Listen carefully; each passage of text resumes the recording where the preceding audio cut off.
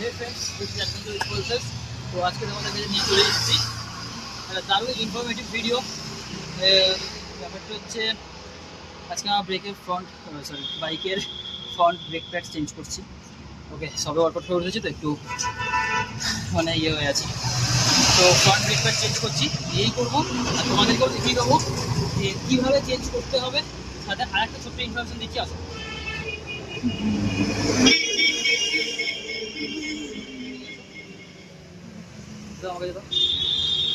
Pulsar F250 বা N250-তে একটা জিনিস খুব কমন, যেটা হচ্ছে এই যে এটা আছে রেডিয়েটার পাইপের যে এখানে হোস রাবারটা আছে, এখান থেকে অয়েল লিক করে মাঝে মধ্যেই।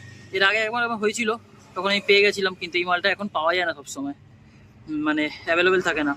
তো এখানে একটা জোগাড় করেছি, যদি তোমাদের এরকম হয় কারণ গ্যাসের নব আটকানোর, যাতে গ্যাস লিক না করে, একটা ক্ল্যাম্প পাওয়া যায়। এই ক্ল্যাম্পটা স্ক্রুড্রাইভার দিয়ে টাইট করে, এইটা নিয়ে আমি সামনে দু সাইডে আটকে দিয়েছি।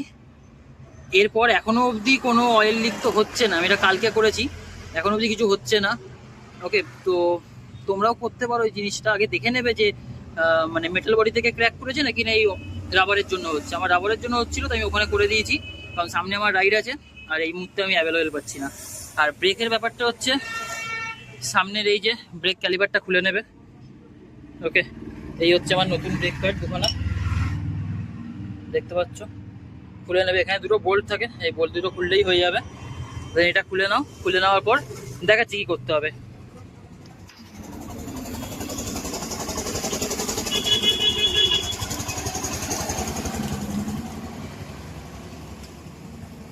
এই জিনিসটা কাজ করে যখন আমরা ব্রেকটা মারি।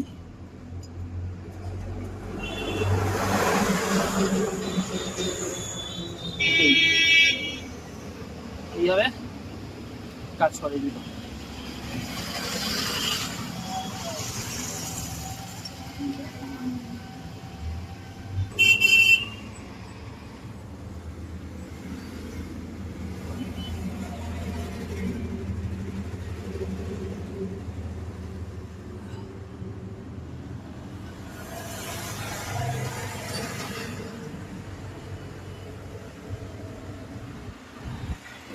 তো বন্ধুরা,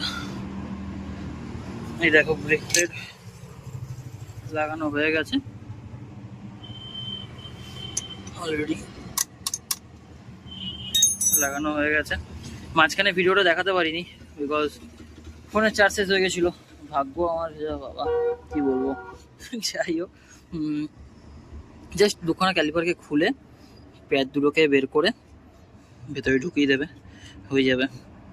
আর ওটা তো তোমাদেরকে বললামই ব্যাপারটা। আর এই হচ্ছে আমার পুরনো ব্রেক প্যাড, অলমোস্ট লাইন শেষ। এটার তো পুরো অবস্থা খারাপ, দেখেছো, সে পুরনো ব্রেক প্যাড। চলো, সামনের ব্রেক প্যাড চেঞ্জ হয়ে গেছে, পেছনেরটা চেঞ্জ করার দরকার নেই, কারণ পেছনেরটা অনেক আছে।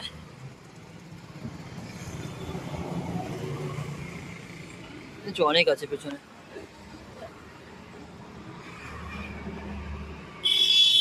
ব্রেক প্যাড দু সাইডেই ভালো আছে, চেঞ্জ করার দরকার নেই, ওটা এসে করবো।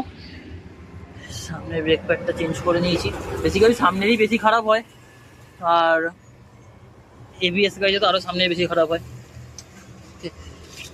তো এই ছিল একটা ছোট্ট ভিডিও, আর রেডিয়েটারের ব্যাপারটাও তোমাদের সাথে শেয়ার করলাম।